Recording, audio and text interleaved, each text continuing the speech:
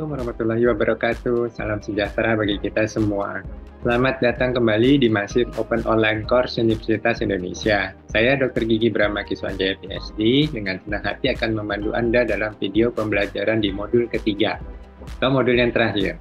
Dalam modul ini kita akan mengeksplorasi karakter lesi dari neoplasma jinak odontogenik yang berasal dari epitel dan mesenkim atau campuran secara mendalam. Semoga materi yang disampaikan bermanfaat dan dapat menambah wawasan Anda. Mari kita sama-sama belajar. Di modul ketiga ini, kita akan mempelajari tentang neoplasma berasal dari epitel dan mesenkim. Topik outline-nya adalah jenis-jenis neoplasma campuran, kemudian data epidemiologi, gambaran klinis, dan gambaran radiografik dari neoplasma jinak campuran berikut ini. Ada tiga sebenarnya neoplasma yang berasal dari epitel dan mesenkim, yaitu ameloblastik fibroma, ameloblastik fibroodontoma, dan odontoma. Sementara adenomatoid odontogenik tumor sebenarnya adalah neoplasma yang berasal dari epitel. Tetapi di penjelasan modul MOOCs ini saya masukkan di neoplasma yang berasal dari epitel dan mesenkim supaya lebih mudah untuk dilakukan perbandingan karena adanya persamaan di antara neoplasma ini dibandingkan dengan neoplasma yang berasal dari epitel. Mari kita lihat sama-sama persamaannya di mana. Ameloblastik fibroma tidak ada kecenderungan perbedaan jenis kelamin, terjadi antara usia 5-20 tahun dengan usia rata-rata 15 tahun, 75% terjadi pada mandibula berhubungan dengan gigi yang tidak erupsi, dan gejala umum pembengkakan. Sementara ameloblastik fibroodontoma sama dengan ameloblastik fibroma, jadi bisa disatukan karakteristiknya. Sementara di odontoma, kompleks odontoma 60% terjadi pada wanita, sedangkan di compound odontoma 2 kali lipat dibandingkan kompleks odontoma. Odontoma pada dekade kedua kehidupan, kemudian menyebabkan erupsi gigi permanen tertunda. Sementara pada adenomatoid odontogenik tumor, rata-rata umur adalah 16 tahun, umumnya terjadi pada wanita, perbandingan 2:1 dibandingkan laki-laki, kemudian dikenal dengan 2/3 tumor karena 2/3 kasus muncul di maksila, 2/3 muncul di wanita muda, dan 2/3 kasus berhubungan dengan gigi kaninus yang tidak erupsi. Sehingga, kalau dilihat secara keseluruhan, keempat jenis tumor ini memiliki kesamaan di dalam hal umur, yaitu rata-rata umurnya masih usia muda, di antara umur 10-20 tahun. Ini yang menjadi alasan mengapa adenomatoid odontogenik tumor saya terangkan di modul ketiga ini. Mari kita lihat perbedaannya secara lebih mendalam. Tadi sudah dikatakan bahwa umur dari keempat tumor ini itu adalah kurang lebih first atau second decade of life. Jadi kira-kira umur 10-20 tahun.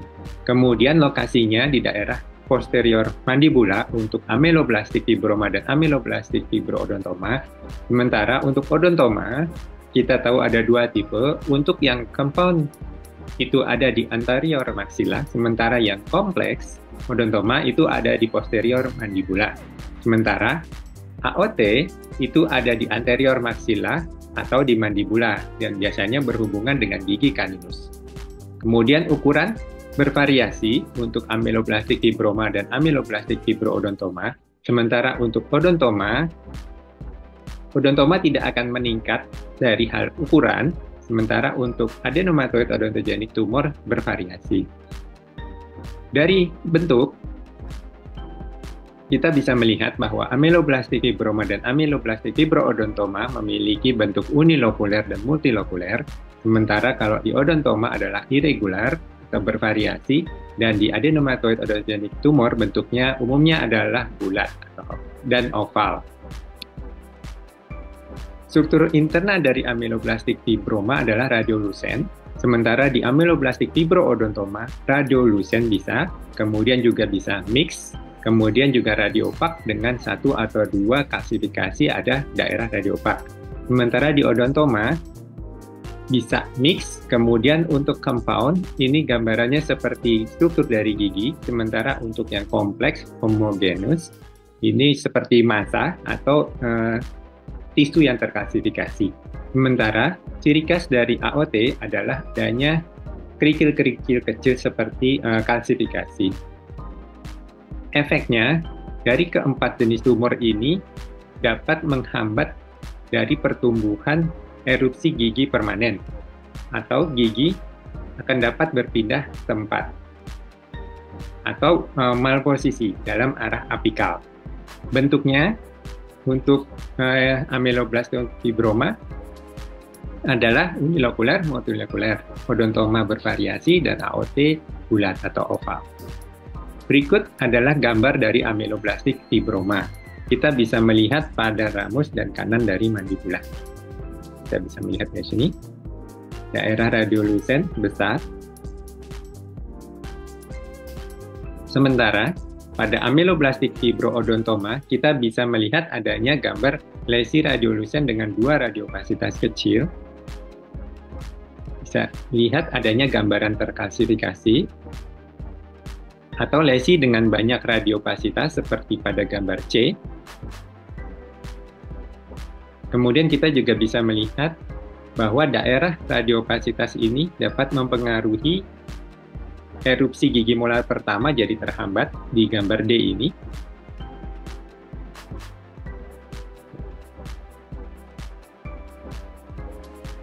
Berikut adalah kompleks odontoma. Lesi terlihat sebagai massa, seperti gigi dengan struktur internal yang terkalsifikasi dan dikelilingi kapsul radiolucen. Lesi menyebabkan gangguan erupsi gigi yang bersangkutan. Bisa dilihat di A, kemudian di B, di C, ini gambar giginya, kemudian di D. Sedangkan untuk compound odontoma, terlihat struktur internal yang multiple dan kapsul radiolucen yang menyelubungi struktur internal yang radiopak. Yang A, kita bisa melihat regio anterior maxilla yang mengganggu erupsi dari gigi incisif. Yang B, kita bisa melihat regionya di mandibula. Yang C, kita bisa melihat regio anterior mandibula yang mengganggu erupsi gigi dari caninus. Kemudian yang D, kita bisa melihat bagaimana odontoma compound ini mengganggu dari erupsi gigi premolar pertama, kemudian gigi molar sulung dan gigi molar pertama.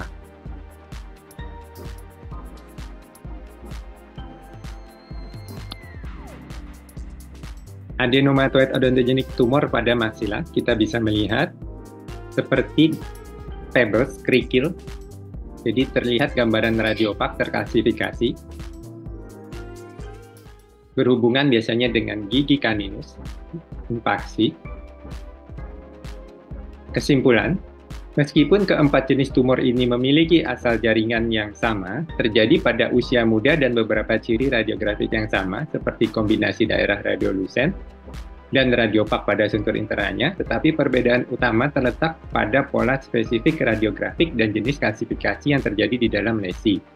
Ameloblastik fibroma lebih cenderung radiolucen tanpa kalsifikasi. Ameloblastik fibroodontoma menunjukkan kombinasi dengan kalsifikasi. Odontoma sangat radiopak dengan berbagai tingkat kompleksitasnya, dan AOT memiliki ciri khas kombinasi radiolucen dengan radiopak granular atau kerikil ke pebbles-like calcification di tengahnya. Terima kasih atas perhatian dan partisipasi Anda dalam modul ketiga ini. Saya berharap semoga apa yang telah dipelajari semuanya dapat memberikan manfaat yang signifikan bagi Anda. Jangan ragu untuk menghubungi saya jika ada pertanyaan atau diskusi lebih lanjut. Sampai jumpa di berikutnya dalam modul MOOCs yang lainnya. Salam sejahtera bagi kita semua. Wassalamualaikum warahmatullahi wabarakatuh.